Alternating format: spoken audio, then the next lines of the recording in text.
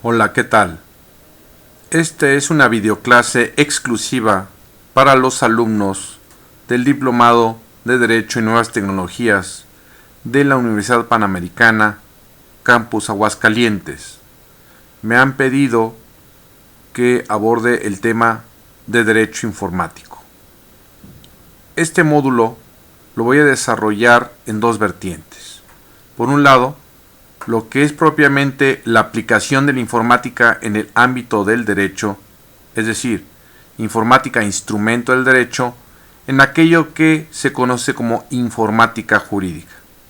Y la segunda vertiente, informática como objeto de regulación del derecho, es decir, el derecho de la informática.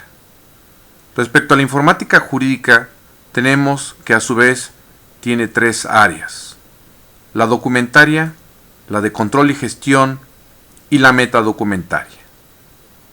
La documentaria es aquella que nos permite recuperar todo tipo de texto de orden jurídico, llámese libros, revistas, leyes, jurisprudencia, etc.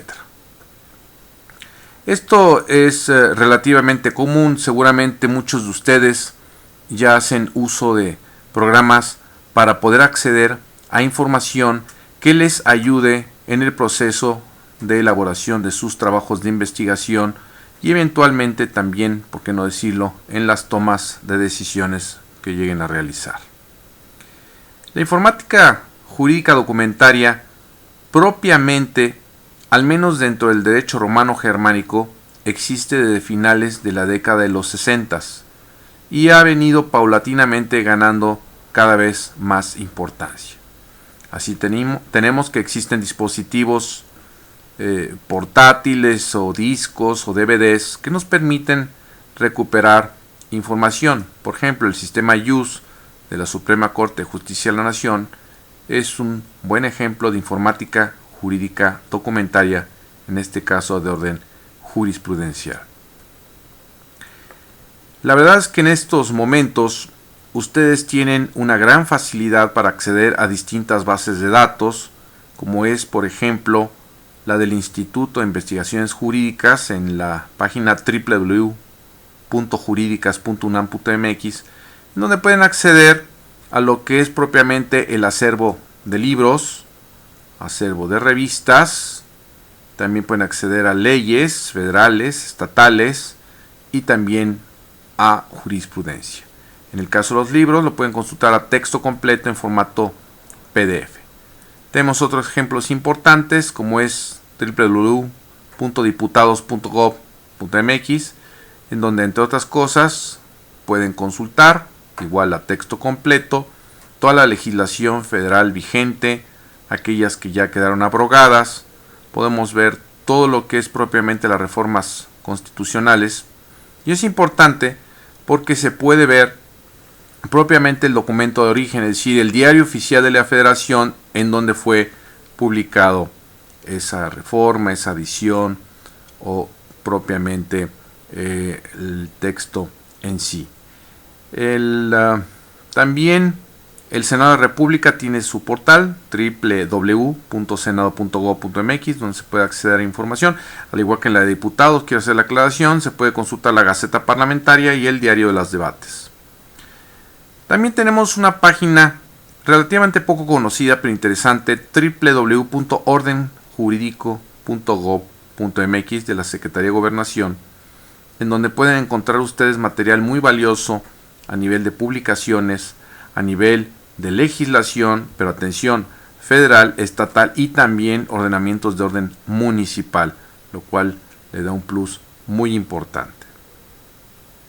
Existen algunos otros portales en el extranjero donde podemos acceder a leyes, a libros, revistas, etc.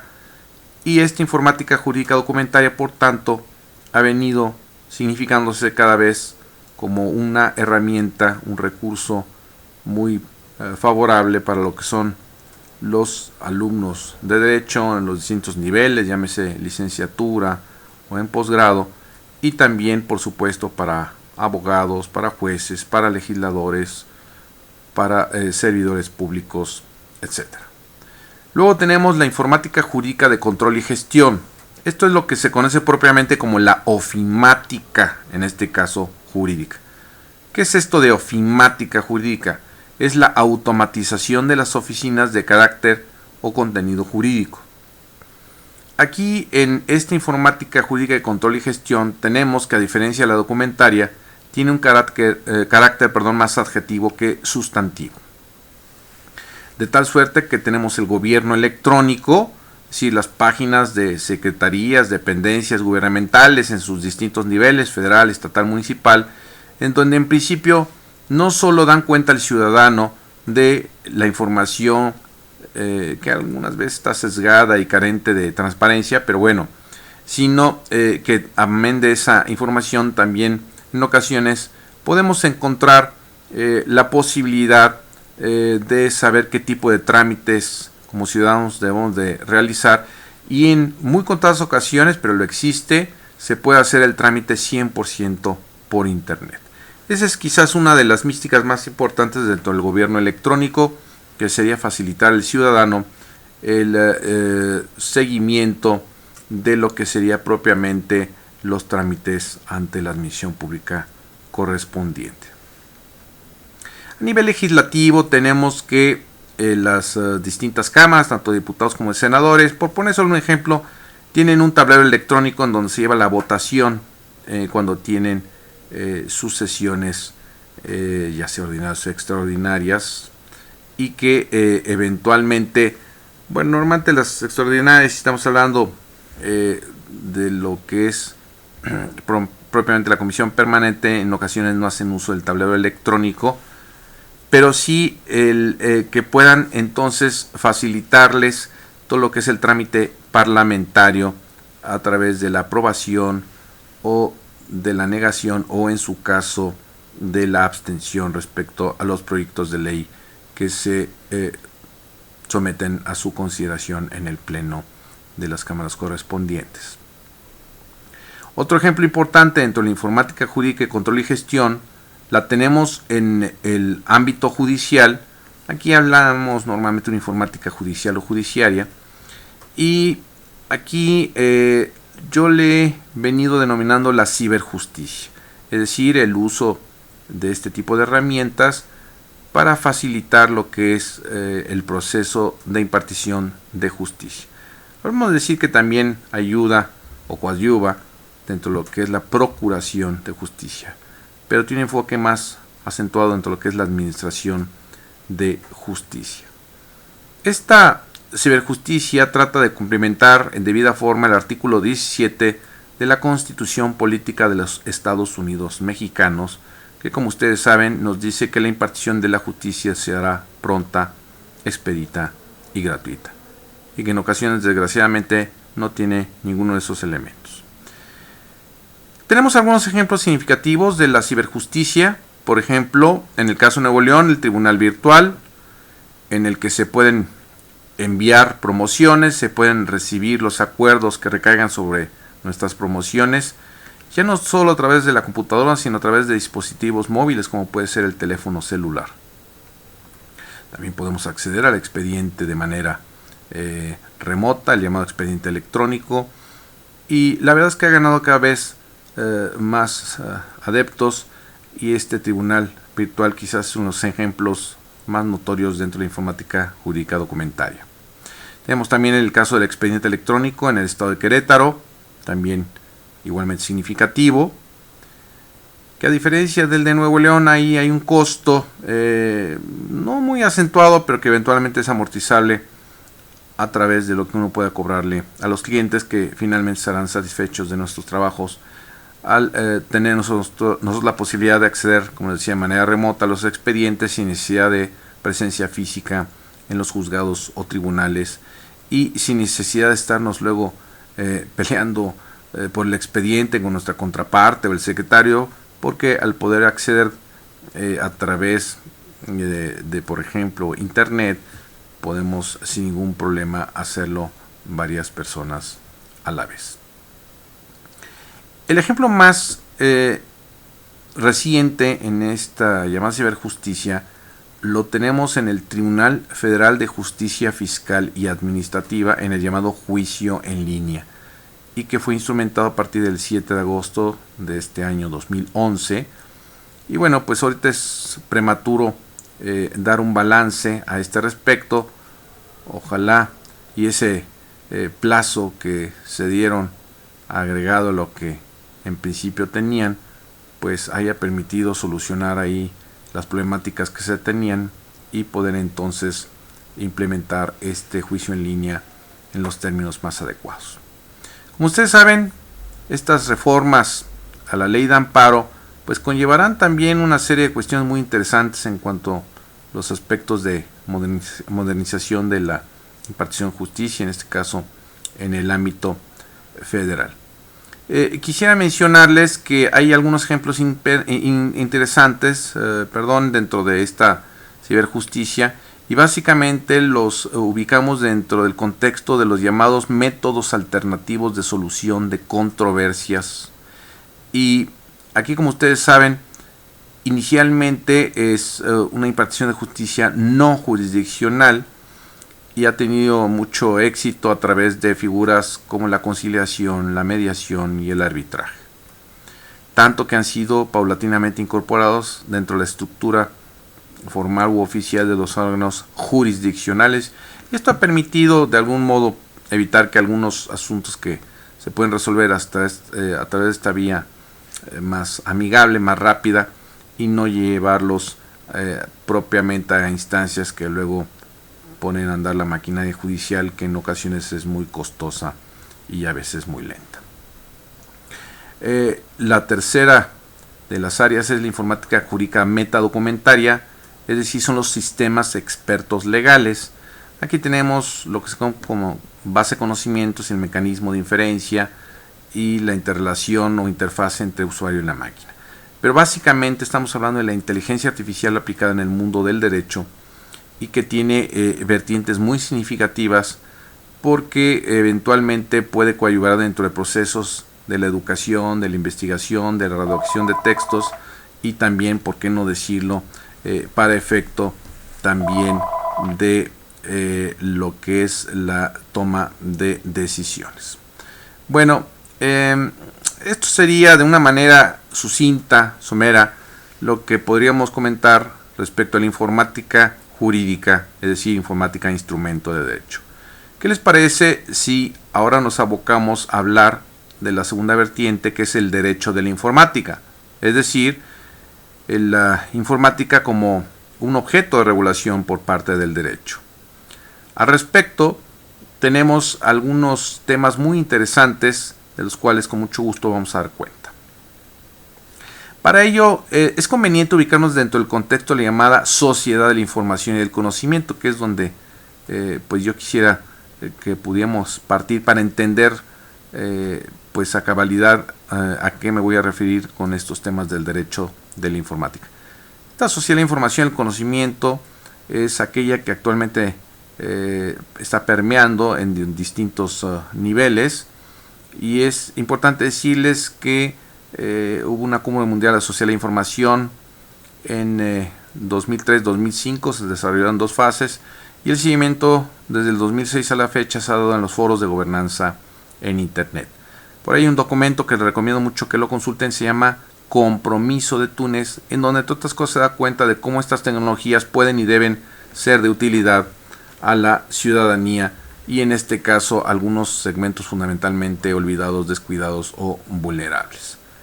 Bueno, entonces el primer tema que quisiera abocarme es el de Internet. Internet, que como sabemos es una herramienta extraordinaria, que cada vez pues es más recurrente entre la población, y entre paréntesis pues aproximadamente podemos manifestar que uno de cada 3 pobladores de este planeta tiene acceso a Internet. Entonces el Internet últimamente ha sido objeto de propuestas en términos de regularlo como un derecho fundamental. En este año 2011, la Organización de las Naciones Unidas sugirió que el Internet fuera considerado como un derecho humano. Entonces les decía, hay algunos países que ya lo han venido regulando. Tenemos casos como el de Australia, de algunos casos interesantes como el de Ecuador, en Chile donde hay propuestas interesantes, etc. En México hay la idea de poderlo regular como un derecho fundamental. No está todavía suficientemente claro y es curioso porque a nivel federal pues tanto la Cámara de Diputados como el Senado, yo he tenido oportunidad de participar en algunos foros, tienen interés en poderlo regular en ese sentido, pero también he participado en foros como la Asamblea Legislativa del DF, donde eventualmente se estaría pues teniendo Internet como derecho fundamental, pero en este caso a nivel local. Y habría que tener mucho cuidado porque Internet, como incluye el uso de las telecomunicaciones, pues evidentemente las telecomunicaciones son materia federal. Bueno, también tendríamos el tema de la protección de datos personales.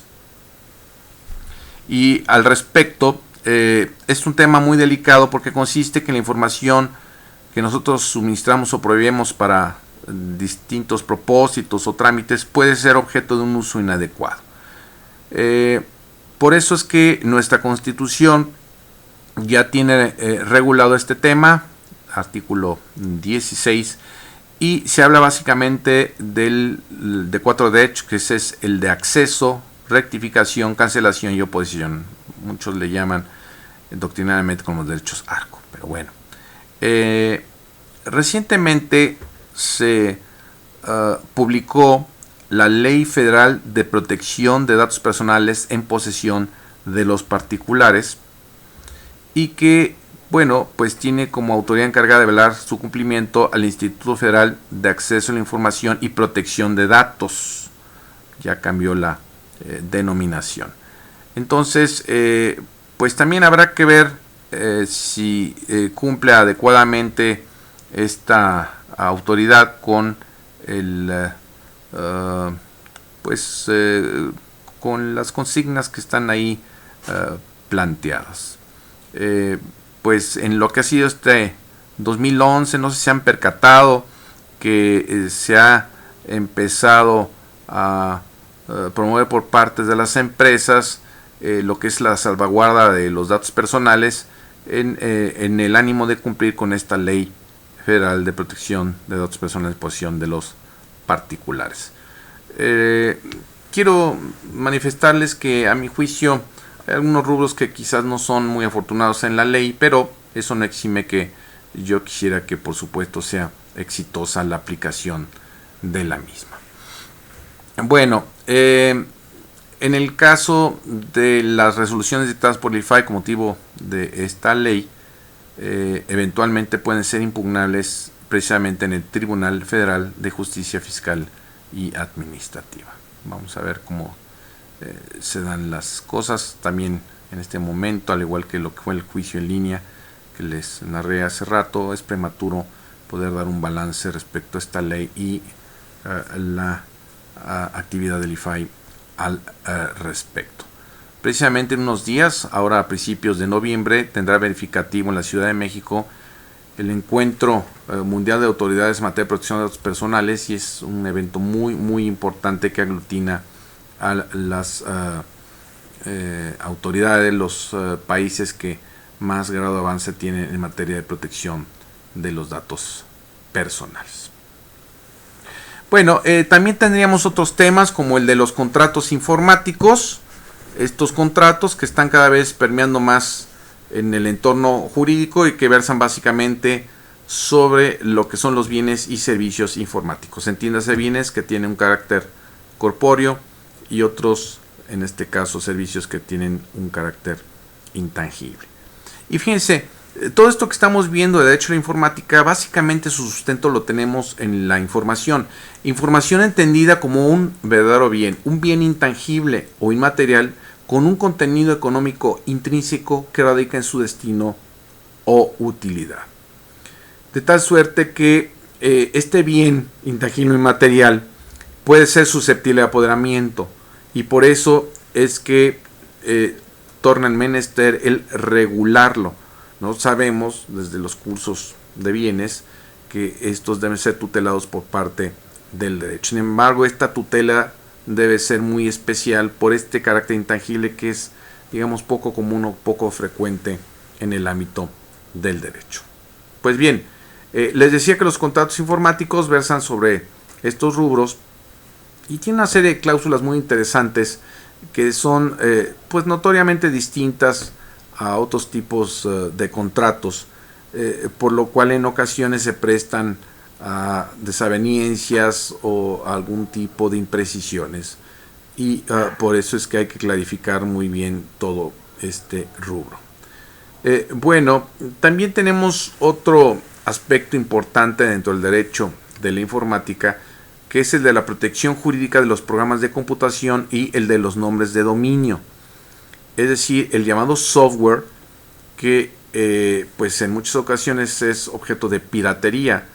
He de decirles que si bien México no es uno de los países más piratas en materia de software, hago la aclaración, sí es uno de los países donde más pérdidas económicas se generan con motivo de la piratería de los programas de computación. Nuestra ley federal del derecho de autor, artículos 101 a 114, regula este tema, la protección de los datos personales, y como sabemos, la transgresión a la ley autoral puede implicar, en este caso, el cometer un delito, y así está establecido en el Código Penal Federal, de tal suerte que la piratería de los programas de computación bajo ciertas condiciones pueden traducirse en comisión de ilícitos. En cuanto a los nombres de dominio, existe mucho el tema de lo que se conoce como la ciberocupación, el cyber squatting, en el que personas o empresas registran nombres de dominio sin tener un legítimo derecho, y después quien pretende registrarlo y teniendo mejor derecho pues se encuentra con que ya alguien lo hizo con antelación. Entonces en muchas ocasiones esto se ventila a través del arbitraje. La Organización Mundial de la Propiedad Intelectual es uno de los organismos que en este caso pues es de los más serios en materia de resolución de este tipo de disputas. Entonces es un tema interesante y puede ser un árbitro, un panel de árbitros quienes decidan quién debe tener la titularidad de ese nombre de dominio. Otro tema sin duda polémico interesante es el de los delitos informáticos, es decir, el uso inadecuado de estas herramientas para la comisión de ilícitos. Pero para hablar de delitos informáticos necesitamos que forzosamente estén tipificados. Recordemos que el delito es el acto o omisión sancionado por las leyes penales. De tal suerte que si no está tipificado en los términos de no la pena sine leyem, si no está contemplado dentro de un tipo penal, entonces no será sancionable. Bueno, estos delitos informáticos tienen características muy interesantes. El concepto que yo he esgrimido en mi libro Derecho Informático, cuarta edición, Magro-Gil, por si les interesa, es precisamente el de conducta típica, antijurídica y culpable en que se tiene la computadora como instrumento o fin en el ilícito. Les decía que algunas características dentro de los delitos informáticos, algunas de ellas que son delitos de cuello blanco, porque no cualquier persona los puede cometer. Ofrecen facilidades de tiempo y espacio, es decir, tú puedes hacerlo a la distancia y requiere solo de milésimas de segundo para poderlos cometer. También implican grandes pérdidas económicas para quienes los sufren y por ende grandes beneficios para quienes los cometen. También dentro de las características de los delitos informáticos tenemos que cada vez hay más recurrencia por parte de los menores de edad para cometerlos. Y estos menores, como son inimputables, pues agudizan la problemática. También en este sentido tenemos que en materia militar llegan a presentarse con cierta frecuencia. Son delitos de oportunidad, es decir, que normalmente en algunas ocasiones se presentan circunstancias bajo las cuales se comete el ilícito. También tenemos que son de orden ocupacional, es decir, que normalmente se aprovechan la situación de estar en un recinto educativo o laboral para poderlos cometer. Fíjense, aquí tenemos un problema muy fuerte como es el caso de los cibercafés o de estos espacios, áreas abiertas de acceso libre a internet en que se pueden cometer ilícitos y sería muy difícil poder fincar una responsabilidad. Estos delitos informáticos, algunos de ellos están tipificados, en este caso a nivel federal, y también algunas legislaturas a nivel local los tienen tipificados. Y existen autoridades encargadas de realizar las investigaciones correspondientes. Pero volvemos a lo mismo, si no está tipificado no podemos fincar nunca responsabilidad penal. Aún estando tipificados, se tendrá que tener una investigación muy certera para integrar un expediente para dar opción a que el juez pueda fincar las responsabilidades que correspondan. Existen entre los delitos informáticos algunos muy comunes, como es la clonación de tarjetas, también en ocasiones el spam, pero entiendes el spam con motivo de quizás propiciar que se introduzca en nuestra máquina lo que se conoce como el malware. Este malware que puede ser un spyware que permite que otra persona pueda controlar nuestras máquinas a la distancia, o también los virus informáticos. También tenemos el caso del phishing, que es cuando nos hacen creer que requieren nuestras claves de acceso, las suministramos y acceden a nuestras cuentas. El farming, que es el montaje de una página haciéndonos pensar que es la que corresponde, cuando que en realidad es todo una escenografía para que nosotros podamos quizás a veces de manera por demás ingenua suministrar nuestras claves de acceso y que después puedan hacer uso de ellas. Por eso nos lleva a otra temática que a veces ha sido objeto de más regulación, que es la usurpación de identidad, o conocido como robo de identidad, pero atención, robo es el apoderamiento físico de una cosa mueble. Esta usurpación de identidad, ya tipificado en el DF, en el Estado de México, en Colima, pretende sancionar a aquellos que hagan uso de estas tecnologías y obtengan información para después ostentarse como si fueran la persona de la cual pues de algún modo sustrajeron datos o información. En las redes sociales existe mucha proclividad, mucha vulnerabilidad respecto a la información que subimos, texto, imágenes, etcétera, y habrá que tener mucho cuidado porque cada vez es más recurrente la comisión de este tipo de ilícitos. También tenemos el tema de la pornografía infantil en internet, que es un tema muy delicado, a través de cuestiones como el grooming, el sexting también, y desgraciadamente ha tenido cada vez más aumento este tipo de problemáticas. Quisiera ahora charlar con ustedes el tema del comercio electrónico, que es las transacciones de bienes y servicios a través de medios electrónicos. Cada vez es más común el comercio electrónico. Sin embargo, quiero decirles que en nuestro país no llega ni al 10% del volumen total de ventas el uso de estas tecnologías de información y en su caso de comunicación. El principal problema quizás de que no haya mucho comercio electrónico en nuestro país es la desconfianza, el tener que suministrar los datos de nuestra tarjeta de crédito y pues tener de algún modo la zozobra que pueda ser motivo de un uso inadecuado. El comercio electrónico está básicamente sustentado sobre la idea de la infraestructura extendida de seguridad a través de las páginas o servidores seguros y de lo que es el uso de la firma electrónica. La firma electrónica, que es una manera de algún modo exteriorizar nuestra voluntad, que está totalmente aceptada por el Código Civil Federal y que tiene el mismo nivel que si exterioricemos esa voluntad o ese consentimiento a través de la forma oral o la forma escrita. Desde mayo del 2000 ya se legisló el tema del comercio electrónico a través del Código Civil Federal, Código Comercio, Código Federal de Procedimientos Civiles y la Ley Federal de Protección al Consumidor. Sin embargo, sigue habiendo todavía mucha renuencia, mucho escepticismo respecto a los alcances de este comercio electrónico, pero pues nos ofrece una serie de beneficios que quizás muchas personas no logran todavía percibir y que sin lugar a dudas va a ocupar un lugar muy importante dentro de los próximos años.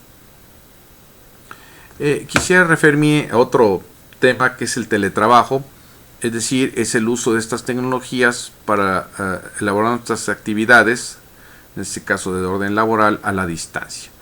Esto implica una gran cantidad de beneficios porque puede entonces abatir problemáticas como son los traslados, utilizar un vehículo, la contaminación, el estacionamiento, el que no se requiera ya de espacios grandes para poder albergar a los empleados. Y evidentemente también existen algunas dudas respecto a los alcances del teletrabajo, porque hay quien dice que en ocasiones las personas no están preparadas para pues ser lo suficientemente disciplinadas y hacer las actividades sin una supervisión. Yo, en mi personal punto de vista, creo que hay que estimular el uso del teletrabajo aquí en nuestro país, sobre todo porque podría ofrecer nuevas alternativas ante una situación laboral muy difícil como la que estamos padeciendo. Quisiera referirme, si me lo permiten, al tema del valor probatorio de los documentos electrónicos. Es decir, que cada vez con más frecuencia se están aportando como medio de prueba aquellos elementos derivados de la ciencia y la tecnología, pero en este caso en concreto derivados propiamente del ámbito electrónico. Estos llamados documentos electrónicos pues evidentemente revisten dificultades, ya no quizás para la admisibilidad, pero sí para la valoración adecuada. Existen algunas reglas en ese sentido en el Código de Comercio, en el Código Federal de Procedimientos Civiles, en el sentido de que para valorar la fuerza probatoria de estos documentos electrónicos se estimará primordialmente la fiabilidad del método en que hayan sido estos documentos electrónicos, conocidos como mensaje de datos, en que hayan sido creados, enviados, recibidos, almacenados, en su caso reproducidos. Sin embargo, esta fiabilidad del método nos remite a criterios fundamentalmente de orden técnico, y desafortunadamente los jueces adolecen la falta de conocimientos en la materia, y aunque en muchas ocasiones recurran a lo que es la prueba pericial, desafortunadamente pues al carecer de los elementos técnicos suficientes, pues no logran percibir adecuadamente el contenido de estas periciales. El problema es que si estamos hablando de un asunto en el que se aporta como única prueba este documento electrónico y el juez por su desconocimiento llegara a desestimarla, pues eso evidentemente generaría una serie de problemáticas. Yo he tenido la oportunidad de dar varios cursos, conferencias a jueces, magistrados. Precisamente ahora en unos días estaré yendo a Campeche a darles una charla sobre estos temas al Poder Judicial correspondiente. Entonces me parece que hay mucho por realizar a este respecto, y que pues los jueces y magistrados, el hecho de que, o el juzgador en general, el hecho de que desconozcan estas temáticas, bueno, pues no es necesariamente tan reprochable, pero el que no se esmeren o hagan lo suficiente para salir de ese desconocimiento, eso sí sería sumamente reprobable. Entonces, estas son algunas de las problemáticas fundamentalmente derivadas de la integración de la informática y el derecho.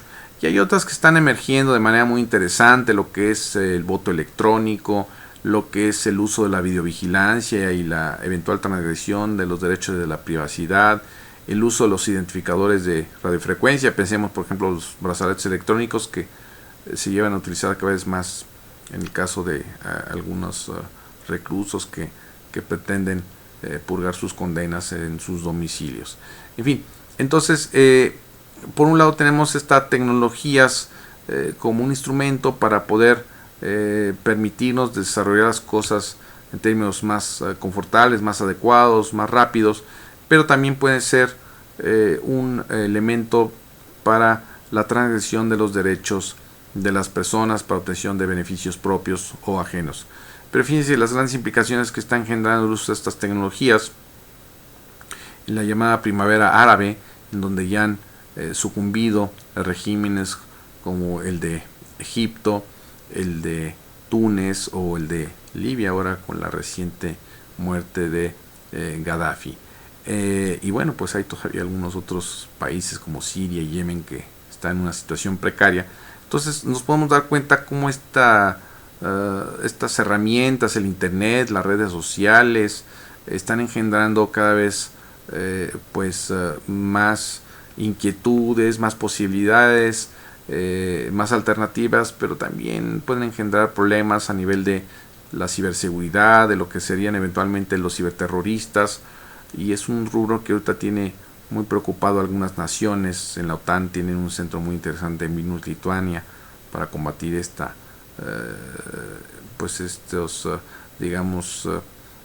manifestaciones mediante el uso de este tipo de herramientas. Entonces, yo lo que les podría decir es que de nada sirve tener un régimen jurídico, una legislación en un país si no vamos a regularlo, el tema precisamente de la informática a nivel generalizado, porque entonces por este principio de la extraterritorialidad del derecho internacional público, pues se podrían estar sustrayendo de las acciones de la justicia aquellos que se encuentren en países donde no se apliquen estas leyes y cometan los ilícitos.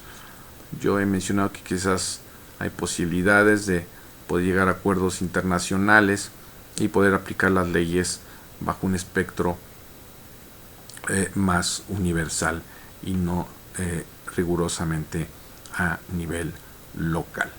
Bueno, pues yo tendré la oportunidad de conocerlos próximamente. Les llevaré unos casos para que ustedes los analicen y que entonces podamos de algún modo concluir este módulo de Derecho Informático dentro del Diplomado de Derecho y Nuevas Tecnologías en la Universidad Panamericana Campus Aguascalientes.